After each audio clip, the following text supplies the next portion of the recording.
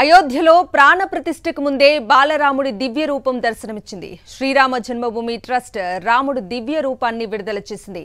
జనవరి 22న ఆలయ గర్భగుడిలో ఇదే విగ్రహాన్ని ప్రతిష్ఠించనున్నారు. కాగా ఈ విగ్రహం కృష్ణశిలతో తయారైంది. విగ్రహం పొడవు 51 అంగుళాలు, బరువు 150 కేజీలు. అయితే బాలరాముడి విగ్రహం గురువారం గర్భాలయానికి చేరుకుంది. మైసూరుకి చెందిన శిల్పి అరుణ్ యోగిరాజ్ చెక్కిన 51 అంగుళాల విగ్రహాన్ని ఆలయానికి తీసుకొచ్చారు. ప్రస్తుతం బాలరాముడి విగ్రహం ఫోటోలు సోషల్ మీడియాలో వైరల్ అవుతున్నాయి. రామ్ లల్లా విగ్రహాన్ని చూసిన భక్తులు జై శ్రీరామ్ అంటూ పులకించిపోతున్నారు.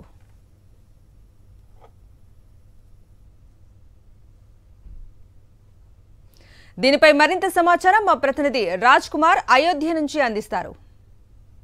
తిప్పుకున్నటువంటి అయోధ్య రాముని రూపం ఇప్పటికే దర్శనం ఇచ్చింది. సో మనం సోషల్ మీడియాలో వైరల్ అవుతున్నటువంటి రాముని దర్శనం సంబంధించినటువంటి రామ్ లల్లాలో ఉన్నాము. సో రామ్ లల్లాలో ఈ నెల 22వ తేదీన ప్రాణప్రతిష్ఠ చేయబోతున్నటువంటి బాలరాముడి విగ్రహానికి సంబంధించినటువంటి ఫోటోలు ఇప్పుడు వైరల్ గా మారుతున్నాయి. ఒక పసుపు గుడ్డ కట్టినటువంటి 5 అడుగులు ఉన్నటువంటి విగ్రహం అనేది మనకు కనబడుతోంది. మైసూరుకు చెందినటువంటి అరుణ్ యోగిరాజ్ అనేటువంటి వ్యక్తి ఈ విగ్రహాన్ని తయారు చేశారు. మొత్తం 3 విగ్రహాలని ప్రాణప్రతిష్ఠ చేసేందుకు గర్భగుడిలో మనం ఇక్కడ చూపిస్తున్నటువంటి మన పక్కనే ఉన్నటువంటి గర్భగుడిలో పెట్టేందుకు పూర్తి స్థాయిలో ఏర్పాట్లు అన్ని జరిగాయి. దీనికి సంబంధించినటువంటి కౌంట్ డౌన్ స్టార్ట్ అయిందని చెప్పుకోవచ్చు.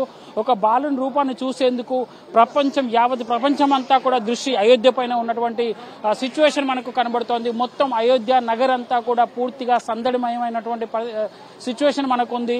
సో ఈ నెల 22న దీని ప్రాణ ప్రతిష్ఠ చేయబోతున్నారు. ఏకశీల నల్లని విగ్రహం పైన చిరునవ్వు చిందిస్తున్నటువంటి రాముడి విగ్రహము చూడడానికి 1000 కళ్ళు సరిపోవు. అంటే నిజంగా అంత అద్భుతంగా దీన్ని చెక్కడం జరిగింది. సో విగ్రహానికి సంబంధించి చూసుకున్నట్లయితే ఒక బాణంతో పాటుగా సో విల్లు బంగారంతో చేసినటువంటి విల్లు దీనికి పూర్తి స్థాయిలో తయారు చేశారు. మొత్తం 3 విగ్రహాలు తయారు చేశారు. దాంట్లో నిజంగా ప్రాణం పోసేటువంటి ప్రాణ ప్రతిష్ఠ కార్యక్రమానికి ఒక విగ్రహాన్ని సెలెక్ట్ చేయడం జరిగింది. సో ఇప్పుడు మనం చూసుకున్నటువంటి బ్యాక్గ్రౌండ్ అంతా కూడా రామ్ లల్లాలో ఉన్నాము. మరికొన్ని గంటల్లోనే ఇక్కడ ఉన్నటువంటి ప్రాంతం అంతా కూడా పూర్తిగా జనసందోహంతో మారబోతోంది. అయోధ్య అంతా కూడా రామనామ జపంతో జై శ్రీరామ్ అంటూ నినదిస్తున్నటువంటి సిచ్యువేషన్ మనకు కనబడుతుంది. ఒకసారి చూద్దాం పూర్తి స్థాయి ఏర్పాట్లను జరిగే. మనం ఒకసారి ఈ పక్కన ఉన్నటువంటి రామ్ శ్రీరామ్ అంటూ ఇక్కడ ఉన్నటువంటి పురాతన కట్టడాలు కల్చరల్ కి సంబంధించి అంటే 1 కాదు 2 కాదు 500 సంవత్సరాల తర్వాత రాముడికి సంబంధించినటువంటి విగ్రహ ప్రతిష్టాపన జరుగుతోంది. అది కూడా బాలరాముడి విగ్రహానికి సంబంధించినటువంటి ప్రతిష్టాపన జరుగుతోంది.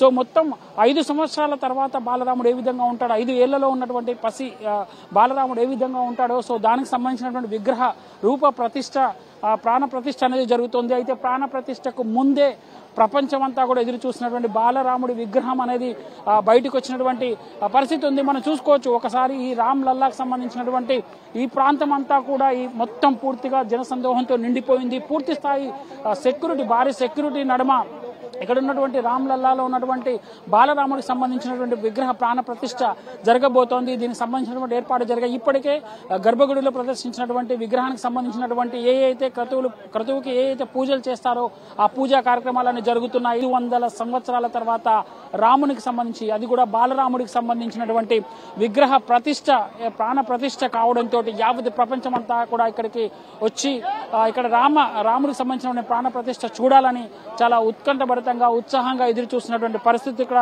మనకు కనబడుతున్నాయి. వీడియో జర్నలిస్ట్ ముత్యంతో రాజ్ కుమార్ అయోధ్య నుంచి. అయోధ్యలో జరుగుతున్న ఏర్పాట్లపై మరింత సమాచారం మా ప్రతినిధి వెంకటేష్ అందిస్తారు. భూమి అయోధ్యకు పండగొచ్చింది. దశాబ్దాలుగా టెంట్ లో ఉన్న బాలరాముడికి శాశ్వత మందిరం లభించింది. ఈ నెల 22న ప్రధానమంత్రి నరేంద్ర మోడీ అయోధ్యలోని రామాలయంలో బాలరాముడికి ప్రాణ ప్రతిష్ఠ చేయబోతున్నారు. 100 సంవత్సరాలుగా వివాదాల్లో చిక్కున్నటువంటి రామ మందిరం రామ్ లల్లాకు ఘనంగా పూజలు జరగబోతున్నాయి. ఆ నేపథ్యంలో ఇప్పుడు అయోధ్య నగరి ఆధ్యాత్మిక శోభతో పరిడవిల్లుతోంది. 1000 కోట్ల రూపాయలు వెచ్చించి ఇక్కడ అయోధ్యలో ఏర్పాట్లు చేస్తున్నారు. నాకు వెనక కనబడుతుంది. ఇది రామ్ పథ్ గా చెప్తుంటారు. రామ్ పథ్ గా నామకరణం చేశారు. సో ఈ రోడ్డు వెంబడి వస్తే నేరుగా రామాలయానికి వెళ్లేటువంటి ఏర్పాటు చేశారు. చాలా ఆధ్యాత్మిక శోభతో పాటు అధునాతనమైనటువంటి అంగులతో ప్రపంచ ప్రసిద్ధమైనటువంటి దేవాలయంగా తీర్చిదిద్దుతున్నారు.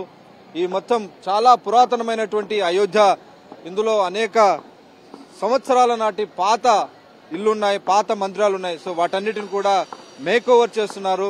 పెద్ద ఎత్తున వాటికి కొత్త శోభను, అయోధ్యకు ఒక కొత్త శోభను ఇస్తున్నటువంటి పరిస్థితి వెనక చూడొచ్చు. ఇక్కడ పూర్తిగా పూలతో ఇక్కడ ఉన్నటువంటి రామాలయానికి పక్కనే ఉన్నటువంటి వీధులన్నీ కూడా అలంకరణ చేశారు. అందమైనటువంటి పూలతో వీటికి అలంకరణ చేశారు. ఇటువైపు చూస్తే, నా రైట్ సైడ్ చూస్తే దీనికి సంబంధించి అయోధ్యలో ఉన్నటువంటి రామాలయం ఇది.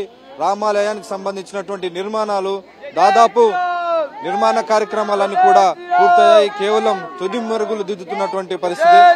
సో మొత్తానికి అయోధ్యలో రామ మందిరం పూర్తి స్థాయిలో నిర్మాణం కావడంతో భక్తులంతా కూడా దేశం నలుమూలల నుంచి వస్తున్నారు. ఎక్కడ చూసినా కానీ జై శ్రీరామ్ నామస్మరణతో మొత్తం వీధులన్నీ పులకిస్తున్నటువంటి आप कहां से हैं? हम राजस्थान भिलवाड़ा से आए। यहाँ देखने में बहुत नजारा अच्छा लग रहा है, बहुत काफी सही लग रहा है, इतना सुंदर लग रहा है कि अयोध्या में आके हमारा मन खुश हो गया। भिलवाड़ा से बहुत अच्छा लग रहा है, बहुत अच्छा लग रहा है, बिल्कुल दिल खुश हो गया। కర్ణాటక బళ్ళారి నుంచి వచ్చినాము. చాలా ఆనందంగా ఉంది. ఈ జనసందడి ఎక్కువ ఉంది. ఇంత జనసందడి ఎప్పుడు కని విని ఎరుగని రీతిలో ఉంది. అలంకారాలు ఎక్కువ, ప్రతి ఒక్కరికి ఉండడానికి వసతి, భోజనము అన్ని ఉన్నాయి ఇక్కడ. సో గతంలో చూసారా మీరు? టెంట్ లో ఉన్నప్పుడు చూసారు, ఇప్పుడు చూసారు? ఫస్ట్ నుంచి చూసినాము. ఫస్ట్ 20 ఏళ్ల కింద వచ్చినాము. అప్పటికి ఇప్పటికి చాలా అంటే 100% ఎక్కువ ఆనందం కల్పిస్తుంది. అది చెప్పలేము, అట్లాంటి విధంగా ఉంది. అయితే అయోధ్య రామాలయాన్ని సందర్శించాలనుకుంటున్నారో ఆ భక్తులందరూ కూడా ఇక్కడి నుంచే వెళ్లాల్సి ఉంటుంది. సో ఇక్కడ కంప్లీట్ గా వెళ్లేందుకు అవసరమైనటువంటి ఒక ప్రవేశ ద్వారాలు కూడా ఏర్పాటు చేశారు. వాటికి సంబంధించినటువంటి వర్క్స్ అన్ని కూడా చివరి దశకు చేరుకున్నాయి. తుది మెరుగులు దిద్దుతున్నారు.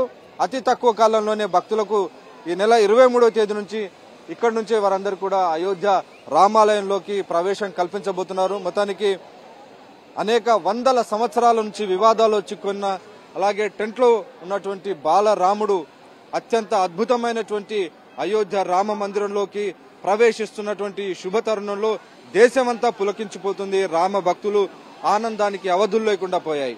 అయోధ్యాపురి నుంచి కెమెరామెన్ జబ్బార్ నాయక్ తో వెంకటేష్, సాక్షి టీవీ. ఈ నెల 22న బాలరాముడు ప్రాణ ప్రతిష్ఠ సందర్భంగా అయోధ్య నగరం సర్వాంగ సుందరంగా ముస్తాబవుతోంది. అయోధ్య చుట్టూ ఉన్న ఆలయాలన్నీ విద్యుత్ కాంతులతో దగదగా మెరిసిపోతున్నాయి. అయోధ్య నగరంలో విద్యుత్ కాంతులతో మెరిసిపోతున్న ఆలయాల గురించి మరింత సమాచారం మా ప్రతినిధి బిందు అందిస్తారు. దేశం మొత్తం అత్యంత భక్తి శ్రద్ధలతో ఎదురు చూస్తున్న రోజు రామ్లల్లా విగ్రహ ప్రతిష్టాపన కోసం అందరూ కూడా ఎదురు చూస్తున్నారు. ప్రస్తుతం నేను అయోధ్య నడిబొడ్డున ఉన్నాను. చూశారు కదా, నా వెనకాల ఒక ఆలయం విద్యుత్ దీప కాంతులతో ఎలా దగదగ మెరిసిపోతోందో. ఈ ఆలయం మాత్రమే కాదు, అయోధ్య చుట్టూ ఉండే ఆలయాలు, అదేవిధంగా ప్రధాన రహదారులు, దుకాణ సముదాయాలు ఇవన్నీ కూడా విద్యుత్ దీపాలతో అలంకరించబడి అందంగా ముస్తాబై కనబడుతున్నాయి. అదేవిధంగా అయోధ్య చుట్టుపక్కల ప్రాంతాల నుంచి టన్నుల కొద్దీ పువ్వులు ఇక్కడికి తరలించారు. భక్తి శ్రద్ధలతో రామ్లల్లాకి అలంకరించడం కోసం, ఆ గుడి చుట్టుపక్కల అలంకరించడం కోసం ఈ పూలన్నీ కూడా ఇక్కడికి తీసుకొచ్చారు. తిరుపతి, ఉజ్జయిని లాంటి పుణ్యక్షేత్రాల నుంచి పెద్ద సంఖ్యలో లడ్డూలు కూడా అయోధ్యకు చేరుకున్నాయి. రామ్లల్లాకి నైవేద్యంగా సమర్పించి వితరణ చేయడం కోసం. అదేవిధంగా వివిధ రాష్ట్రాలు తమ వంతుగా ఇక్కడ ఆహార సదుపాయం కల్పించడానికి, అన్నదానం చేయడానికి కూడా పెద్ద ఎత్తున సామగ్రిని అయోధ్యకి పంపించాయి. దీంతో పాటుగా అయోధ్యలో ఉష్ణోగ్రత ఎంతుందో తెలుసా? 9 డిగ్రీలు. కొరికేసే చలిలో కూడా దేశం చుట్టుపక్కల అన్ని ప్రాంతాల నుంచి కూడా పెద్ద సంఖ్యలో భక్తులు ఇక్కడికి చేరుకున్నారు. సో ఓవరాల్ గా అయోధ్య మొత్తం కూడా జనవరి 22వ తారీఖు కోసం అత్యంత భక్తి శ్రద్ధలతో ఎదురు చూస్తోంది. జై శ్రీరామ్ నినాదాలతోటి అయోధ్య నగరం అంతా కూడా మారుమోగిపోతోంది. కెమెరా పర్సన్ భూపతితో కలిసి హిమబిందు, సాక్షి టీవీ, అయోధ్య నుంచి. అయోధ్య రామాలయానికి తిరుమల శ్రీవారి ప్రసాదాలను పంపుతోంది టీటీడీ. ఈ నెల 22న అయోధ్య రామ మందిర ప్రారంభోత్సవం సందర్భంగా తిరుమల లడ్డూలు పంపనున్నట్లు ఆలయ ఈవో ధర్మారెడ్డి గతంలోనే తెలిపారు. ఒక్కో లడ్డు 25 గ్రాములు ఉంటుందని చెప్పారు. 1,00,000 లడ్డూలను అయోధ్యకు పంపుతున్నట్లు ధర్మారెడ్డి వెల్లడించారు. ఈ క్రమంలో చిన్న లడ్డూలను టీటీడీ ప్రత్యేకంగా తయారు చేయించింది.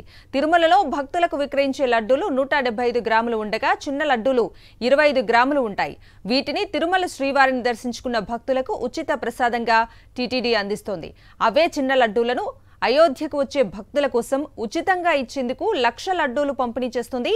ప్రత్యేక వాహనాలలో టీటీడీ లడ్డూలను అయోధ్యకు తరలిస్తోంది.